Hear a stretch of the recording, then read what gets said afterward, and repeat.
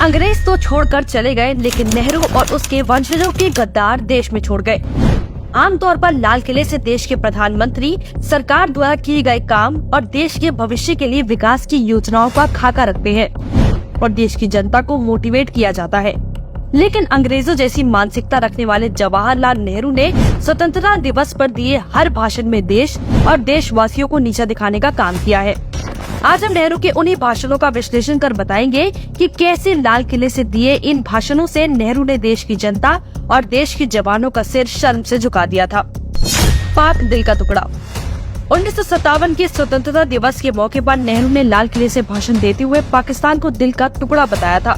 सोचिए, जिस पाकिस्तान ने 22 अक्टूबर 1947 को भारत के कश्मीर पर हमला कर दिया था, पाक के इस हमले में करीब 11,000 हिंदुओं को अपनी जान से हाथ धोना पड़ा था और पाक ने 1/3 हिस्सा कब्जा लिया था।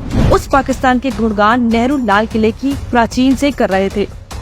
हमारे पड़ोसी मुल्क है पाकिस्तान, जो एक हमारी टुकड़े, हमारे दिल के और बाजू के टुकड़े, कैसे हम सोचें उनसे लड़ना, ये तो एक अपने को ही एक नुकसान पहुंचाना है।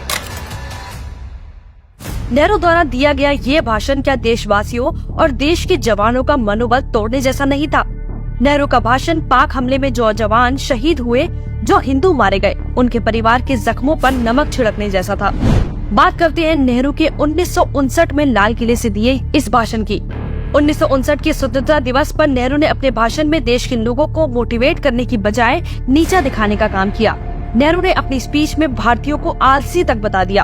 हिंदुस्तान में काफी मेहनत करने की आदत आमतौर से नहीं हुई। हमारा कसूर नहीं, आदतें ऐसी पड़ जाती हैं वाकयात से।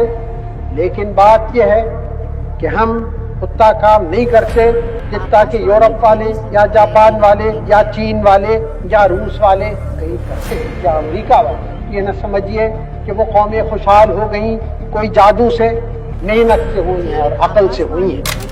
नेहरू का भारतीयों को आलसी बोलना क्या देशवासियों का मनोबल तोड़ने जैसा नहीं है? भारत के मजदूर, किसान और जवान अपनी मेहनत से पूरे विश्व भर में अलग स्थान रखते हैं, लेकिन नेहरू को देशवासियों से प्यार होता तो उनकी मेहनत नजर आती। 1962 चीन युद्ध में नेहरू की गलतियों की वजह से भारत की करारी हार हुई, लेकिन 1963 के स्वतंत्रता दिवस पर नेहरू ने एक बार फिर बेशर्मी दिखाई। नेहरू ने अपने भाषण में चीन युद्ध में अपनी गलती स्वीकार करने के बजाय उसे देश के लिए अच्छा बताया। आप और हम सब को धक्का लगा जबकि हमारी सरहद पर हमला हुआ। एक मुल्क जिसको हम दोस्त समझते थे, उसने जोरों से हमला किया और हादसे हुए सरहद पर, लंबी सरहद पर। हमें तकलीफ हुई, परेशानी हुई, लेकिन उसका भी नतीजा एक अच्छा हुआ। सोचिए, नेहरू के बोलने का देशवासियों पर क्या इम्पैक्ट रहा होगा। उस समय नेहरू के देशवासियों को नीचा दिखाने की ही मानसिकता रही है और यही मानसिकता आज भी कांग्रेस की है। चाहे विदेश जाकर देश को बदनाम करना हो या देश की तरक्की में योगदान देने वाले उद्योगपतियों को गाली देना हो, कांग्रेसी युवराज ये काम बखूबी कर रहा है।